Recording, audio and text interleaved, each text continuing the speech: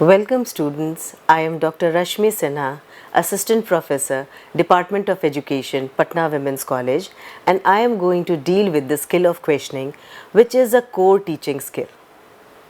A core teaching skill is central among the various teaching skills. They are relevant for all the subjects and for all the levels, that is primary, secondary or higher classes. Questioning is an important teaching skill as it promotes involvement, initiates thinking, creates motivation, and enhances learning. Now, let us see the purpose of the skill of questioning. The first purpose is to help the students display or test their knowledge. Questioning helps the students to show their information or understanding related to a particular topic. It is important for testing the critical understanding of the learners regarding the topic being dealt with. It is used to test the achievement of the objectives also. The next purpose is to elicit desired information from the students.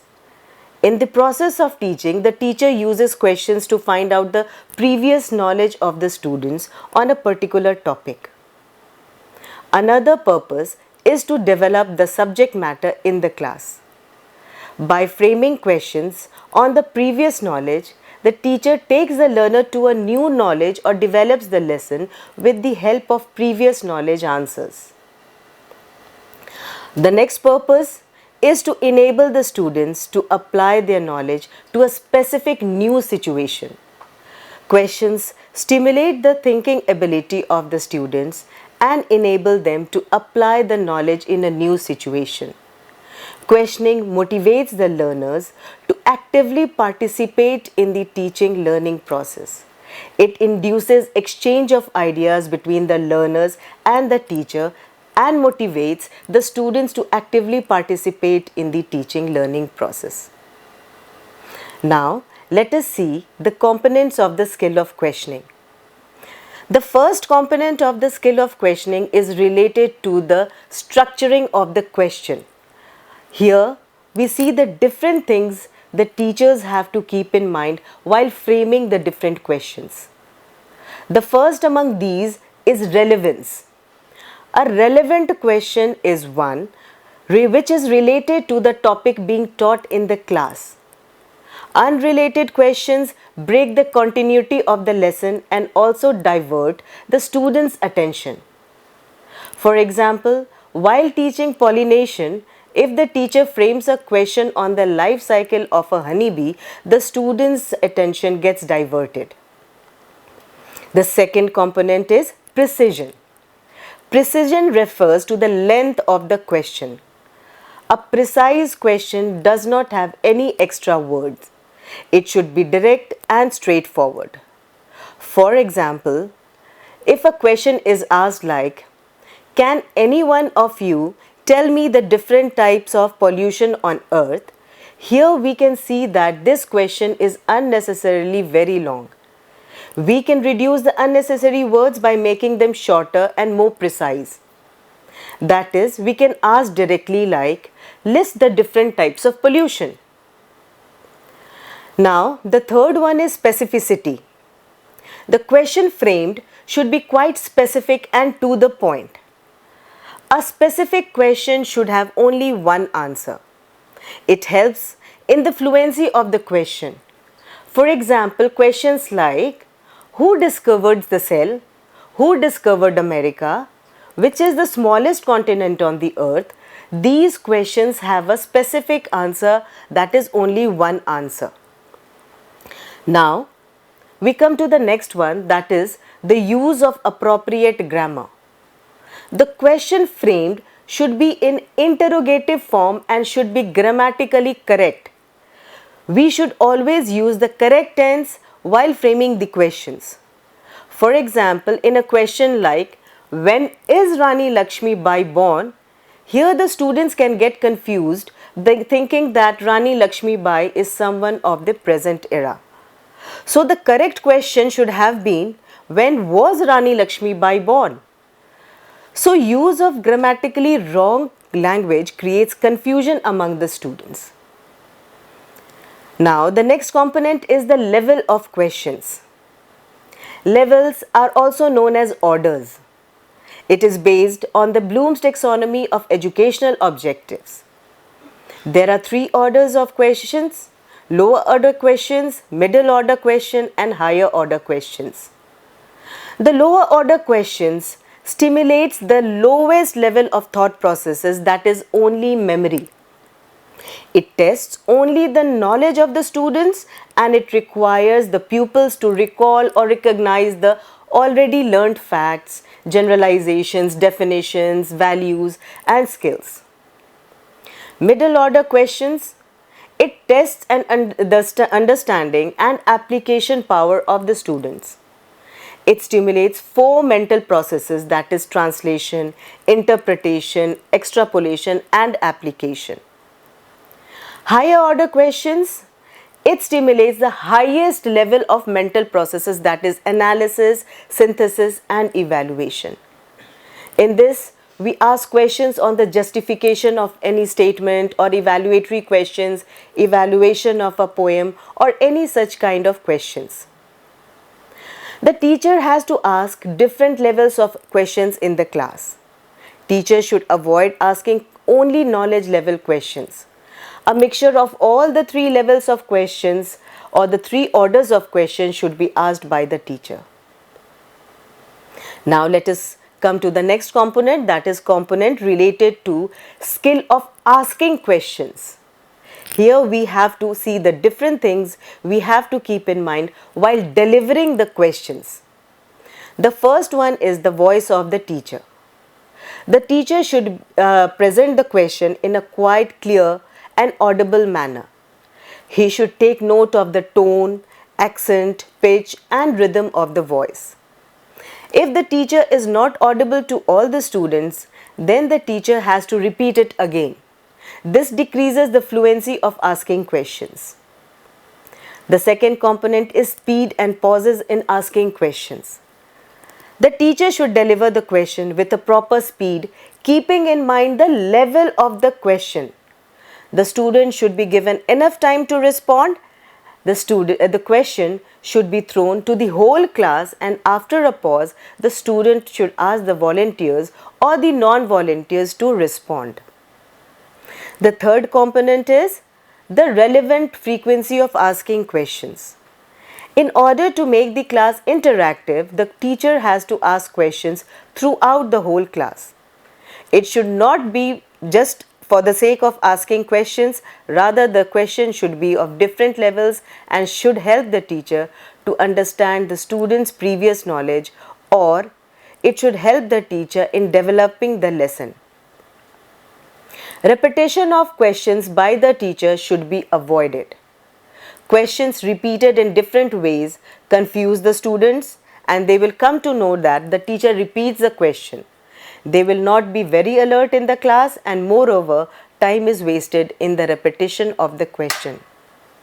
The students become inattentive, and in this case, the teacher should avoid repeating questions if you want to increase your fluency. Now the next one is repetition of the answers given by the students. Repetition of answers given by the student should also be avoided. If the teacher generally repeats the answer of the pupils, then the other pupils get conditioned to listen to the teacher rather than their classmates. This increases the teacher's talk and is just a waste of time. It encourages inattention and decreases fluency in questioning.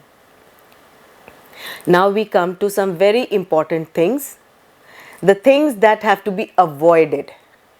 Yes, no type of question should be avoided in the class, as it promotes guesswork, chorus answers, and creates a lot of noise in the class. It does not stimulate the thinking process of the students, and that is why this type of question should be avoided.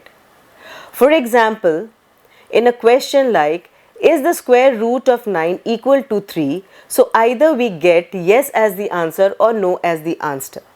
Instead of asking questions like this, we can ask what is the square root of 9, and here again we will get the answer as 3. Now we come to the next one, that is elliptical question or incomplete questions.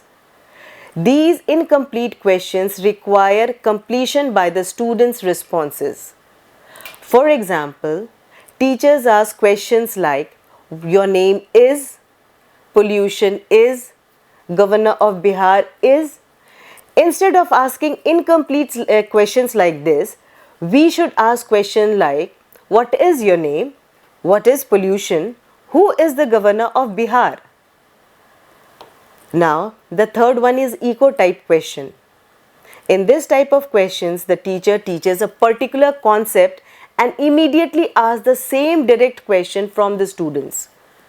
For example, the teacher teaches that the flower is the reproductive part of a plant, and if immediately we ask the same question, what is the reproductive part of the plant, and so we get the same answer immediately, that flower is the reproductive part of the plant.